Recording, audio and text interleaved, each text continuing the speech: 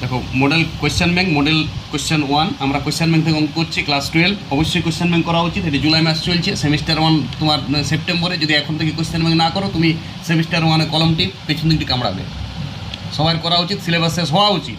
যদি না হয়েছে 2-একটা চ্যাপ্টার বাদ দিয়ে অন্তত সপ্তাহে 2 দিন কোয়েশ্চেন ব্যাংক করা উচিত। এবারে জুলাই ঢুকছে, জুলাই আগস্ট তোমাকে কোয়েশ্চেন ব্যাংক বা কোনো প্র্যাকটিস সেট করতে হবে। তো চলো 18 অঙ্কটা করছি। ফাংশন এক্স সমান 1 minus cos two x by 2x square সমান এক্স নট ইকুয়াল টু 0। আর ল্যামডা যখন এক্স 0, তাহলে এক্স সমান 0 বিন্দুতে সন্ত কিনা চেক করতে বলেছি। আমি ল্যামডার মানটা নির্ণয় করতে বলেছি। চলো not equal to 0, not equal to 0 তো আমি ফাংশন এক্সটা দেখছি। দেখো function x limit x tends to 0 লাগাও, তাহলে এদিকেও লিমিট এক্স টেন্স টু 0। লিমিটের তো অঙ্ক, তুমি তো লিমিট করেছো। আর 11-এ যদি ত্রিকোণমিতি করেছো তাহলে তো 12টা উড়াই দিবে। আমি তো বলেছি 11-এ ত্রিকোণমিতির যে যত ভালো, গুণিতক কোণের অংশ কোণে, সে লিমিটের অঙ্ক তো ভালো, ডেরিভেটিভে ভালো, ইন্টিগ্রেশনে ভালো, সব দিয়ে ভালো। বলো 1 মাইনাস কস টু এক্স সমান কত? আরে 2 sine square x by 2 x square.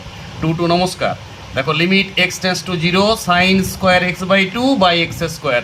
তাহলে 2 লাগাও না, যত লাগাবে তাহলে 2 লাগাও। তুমি উপরে একটা 2 গুণ করো, কোনো জায়গায় আসে না। এটা কত হয়ে গেল? এটা কত হয়ে গেল বলো? এটা কত মানটা হবে? একটা 2 দিয়ে আসলো কি 2 সাইন স্কোয়ার এক্স বাই 2, 2 কেটে গিয়েছে, 2 কেটে গিয়েছে, তাহলে এক্স স্কোয়ারই আছে। আর এটা 2 এক্সই হবে। কস 2 এক্স আছে, সাইন স্কোয়ার এক্স হবে, 2 সাইন স্কোয়ার এক্স হবে। তাহলে sine square x by x square 2 লাগাবার দরকার নাই, এটা 1 আসছে। তাহলে বলো limit x tends to 0 function এক্সটা প্লাসে মানে লিমিট এক্সের থেকে বড়তে বা ছোটোতে কত এসছে? 1। আর বইয়ে বলা আছে limit x tends to 0 function x যখন এক্স 0 হবে তখন বলা আছে ল্যামডা। সন্তত বলে দিয়েছে, সন্তত। তাহলে সন্তত শর্ত কি? সন্তত শর্ত একটা function limit x tends to 0 plus function x সমান limit x tends to 0 minus মানে ঋণাত্মক মানও যা হবে। আর limit x tends to proper 0তেও ফাংশন তিনটা যদি সমান হয়, 0 থেকে সামান্য বড়, 0 থেকে সামান্য ছোট, 0তেও যে কোনো বিন্দুতে যদি এই তিনটা সমান হয় তাহলে ওই ফাংশন এক্সটাকে আমরা ওই বিন্দুতে সন্তত বলি। অর্থাৎ এক্স সমান 0 বিন্দুতে সন্তত। তাহলে বলো একটাতে আমরা বলেছি 1 আসছে, 0 থেকে বড় বা ছোট, মানে নট ইকুয়াল টু 0 মানে কি হয় 0 থেকে বড় বা ছোটতে 1 আসছে। আর প্রপার 0তে কত আসছে? ল্যামডা।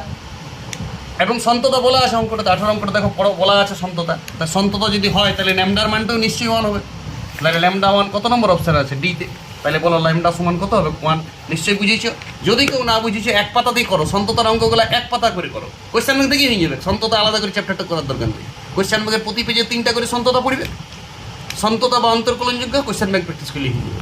চ্যাপ্টার যদি করা আছে তো করা আছে, না করা আছে তো 11-এ লিমিট করেছো, ত্রিকোণমিতি করেছো তো, তাহলে যথেষ্ট। তাহলে আমি সব বুঝাই নেবো। ওকে।